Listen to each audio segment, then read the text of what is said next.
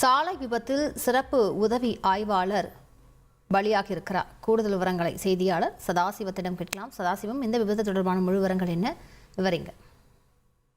வணக்கம். அதாவது கரூர் மாவட்டம் புகழூர் பகுதியை சேர்ந்தவர் மோகன்ராஜ். இவர் ஈரோடு மாவட்டம் மலையம்பாளையம் காவல் நிலையத்தில் எஸ்எஸ்ஐயாக பணிபுரிந்து வந்துள்ளார். தற்போது கொடுமுடி அருகே உள்ள வர்ந்தியாபாளையத்தில் குடியிருந்து வருகிறார்.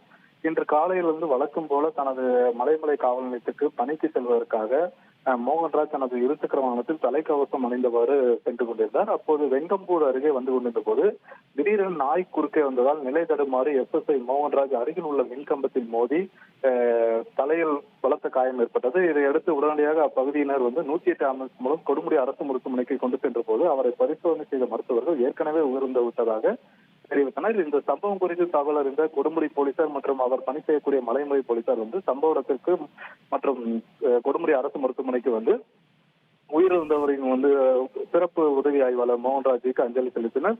தொடர்ந்து 52 வயதான மோகன்ராஜ் இன்னும் சில வருடங்கள் மட்டுமே பணி செய்ய உள்ள நிலையில் தற்போது சாலை விபத்தில் உயிரிழந்த சம்பவம் மலைமலை காவல் நிலையத்தில் பணியாற்றக்கூடிய சக காவலர்கள் மற்றும் அவர்கள் உறவினர்கள் மத்திய சோகத்தை ஏற்படுத்தியுள்ளது.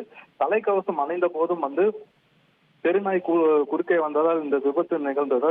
இதனால் அப்பகுதியில் உள்ள தெருநாய்களின் கட்டுப்படுத்த வேண்டும் என அப்பகுதி பொதுமக்களும் கோரிக்கை விடுத்துள்ளனர்.